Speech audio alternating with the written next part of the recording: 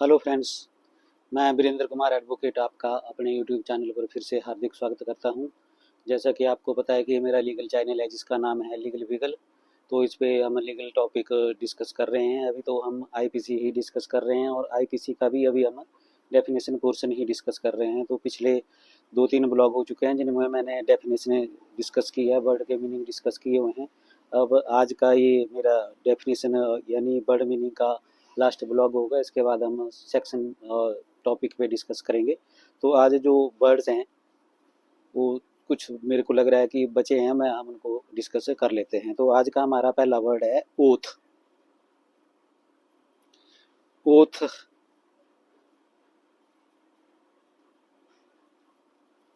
दोस्तों, तो हमारा आज का पहला वर्ड है oath. The word oath includes A Solomon affirmation substituted by law for an oath and any declaration required or authorized by law to be made before a public servant or to be used for the purpose of proof whether in a court of justice or not। तो oath means जो public servant के सामने हम कसम खाते हैं, किसी चीज़ की डिक्लेरेशन देते हैं कि ये करेंगे या ये हमने किया है, तो उसको हम ओथ कहते हैं। जैसे कि अब मैं आपको बताता हूँ, जब कोर्ट में विटनेस अपीयर होता है तो सबसे पहले उसको ओथ दी जाती है कि जो भी बोलूँगा धर्म से सच बोलूँगा। अभी ओथ किसके सामने हुई? जज के सामने। जज कौन है? जज भी पब्लिक सर्वेंट है। तो पब्लिक सर्वेंट के सामने इस तरह से जो भी बात कही जाती है उसको हम ओथ कहते हैं। और ओथ आप लिखित रूप से भी देते हैं, जैसे कोई डॉक्यूमेंट बनता है, एफिडेविट बनाते हैं तो उसको अटेस्ट करवाते हैं। कहाँ करवाते हैं? या तो एग्जीक्यूटिव मैजिस्ट्रेट के पास अटेस्ट कराएंगे तो वो भी ओथ हुई, या तो डिक्लेरेशन हुई। या किसी सब्जेक्ट के बारे में दे रहे हैं कि हम ये करेंगे वो करेंगे डिक्लेरेशन अपनी, तो वो या डिक्लेरेशन है या फिर ओथ है। तो पब्लिक सर्वेंट एग्जीक्यूटिव मैजिस्ट्रेट के पास भी होती है, नोटरी पब्लिक होता है उनके पास भी होती है, ओथ कमिश्नर होता है उनके पास भी होती है। जैसे कि हम नया केस फाइल करते हैं, दावा फाइल करते हैं कोर्ट में, या कोई एप्लीकेशन फाइल करते हैं तो उसके साथ हम एफिडेविट लगाते हैं लास्ट में। जैसे प्लेंट है, प्लेंट के लास्ट में एफिडेविट लगाते हैं कि जो भी प्लेंट के कंटेंट्स हैं वो सारे जो है उसको पढ़ के सुनाए, पढ़ लिए हैं उसने, और जो भी प्लेंट में जो ड्राफ्ट किया गया है वो एज पर उसकी इंस्ट्रक्शन के अनुसार लिखा गया है। सारी चीज़ें जो प्लेंट में है, जो सब्जेक्ट प्लेंट में लिखा हुआ है, तो as per instruction of that deponent, deponent बोलते हैं जो ओथ लेता है उसको, तो वो एफिडेविट जो है ओथ कमिश्नर के पास अटेस्ट होता है। तो वो भी एक ओथ होती है उसकी पर्सन की जो दावा फाइल करता है कि जो भी इस प्लेंट में लिखा हुआ है वो सारा उसके ज्ञान के अनुसार बिल्कुल सही है, जो फैक्ट्स है वो सही है, वो उसको पूरा पता है, तो उसको बोलते हैं ओथ। तो दोस्तों, हमारा अगला वर्ड है आज का गुड फेथ। गुड फेथ का देखते हैं क्या मीनिंग है। Nothing is said to be done or believed in good faith which is done or believed without due care and attention. ये सेक्शन 52 में डिस्कस किया हुआ है आईपीसी में। तो गुड फेथ क्या बोलते हैं? ये बोलते हैं कि कुछ भी जो भी काम कर रहे हैं, जो भी काम हम करते हैं, जो बिना केयर के, बिना ड्यू केयर, जो उसके सावधानी और इंटेंशन उस काम के लिए रिक्वायर होती है, उसको हम उपयोग नहीं करते हैं, ऐसे नेग्लिजेंसी से काम करते हैं। तो नेग्लिजेंसी से काम नहीं करते हैं, मतलब नहीं करते हैं, और ड्यू केयर और प्रॉपर कॉशन सारी बरतते हैं, तो उसको गुड फेथ हम कहते हैं। मतलब पूरा अपना ध्यान रखे पूरी तरह से, तो वो आता है गुड फेथ में। दोस्तों, हमारा अगला वर्ड है आज का person. Next word is person.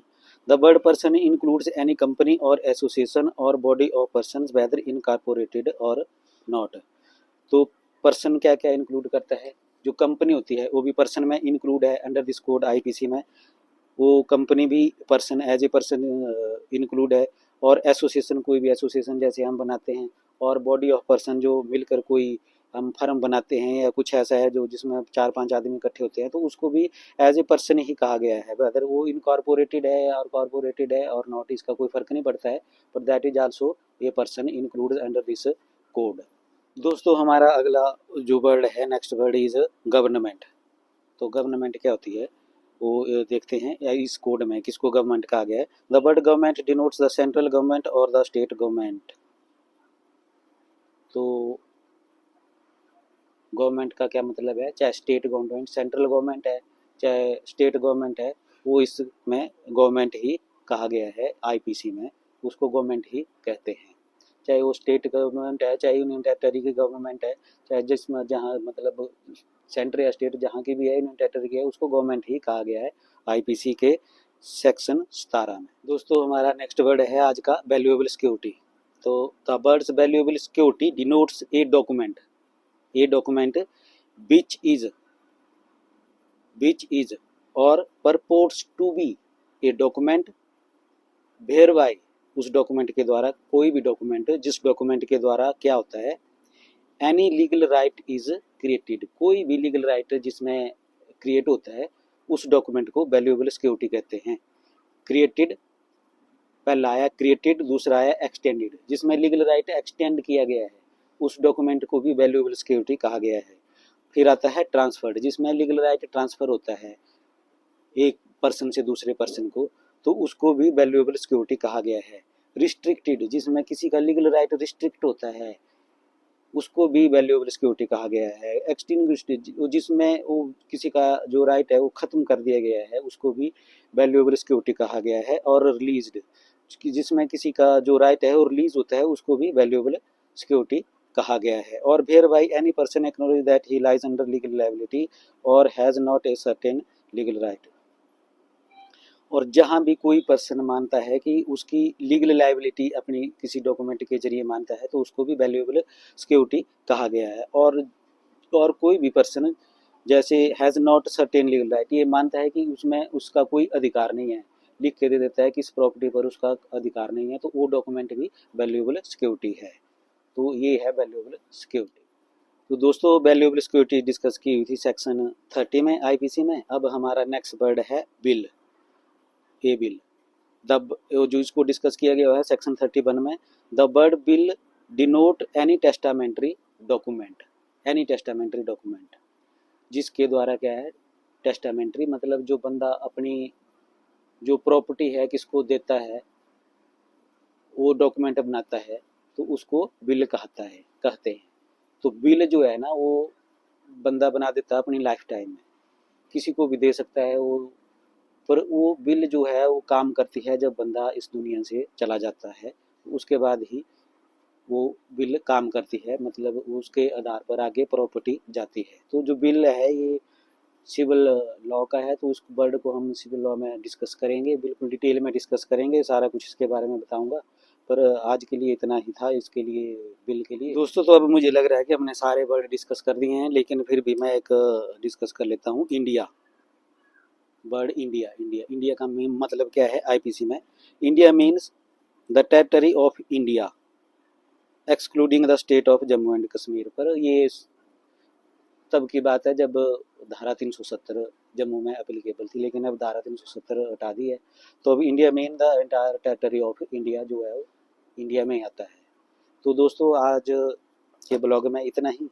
अब मुझे लग रहा है कि मैं लगभग जो भी वर्ड्स थे आईपीसी के अंदर वो सब आपके साथ डिस्कस कर चुका हूँ, लेकिन अगर आपको लगता है कि कोई वर्ड छूट गया है, किसी वर्ड का आपको मीनिंग जानना है, तो आप मुझे कमेंट सेक्शन में बता सकते हैं, तो मैं आपके साथ वो वर्ड भी डिस्कस कर सकता हूँ। और ये भी आप मुझे बताइए कि आपको मेरे ब्लॉग कैसे लग रहे हैं, कुछ आपको समझ आ रहा है या नहीं आ रहा है, कुछ मुझे और तरीके से समझाना चाहिए, या कुछ इंग्लिश में ही बोलना चाहिए या हिंदी में ज़्यादा बोलना चाहिए, कैसे मैं आप ताकि आपको मेरे ब्लॉग पसंद आए, तो ये ज़रूर कमेंट सेक्शन में मुझे बताइए। और मेरे इस यूट्यूब चैनल को ज़्यादा से ज़्यादा सब्सक्राइब करिए, ताकि मुझे थोड़ी सी एनर्जी मिल जाए कि मैं आपको ज़्यादा से ज़्यादा और जल्दी से जल्दी ब्लॉग डाल के देता रहूं, जिससे आपको भी फ़ायदा हो, कुछ ना कुछ कहीं ना कहीं आपको सक्सेस मिले। तो मेरी तो यही विश है, और उम्मीद करता हूं कि आप जल्दी से जल्दी सक्सेस हों। अगर आप स्टूडेंट हैं और आप एडवोकेट हैं तो बहुत जल्दी आप वकालत में सक्सेस पाएँ। इसी उम्मीद के साथ तो ख़त्म करते हैं इस ब्लॉग को आज यहीं पर, मिलते हैं अगले ब्लॉग में। Till then bye.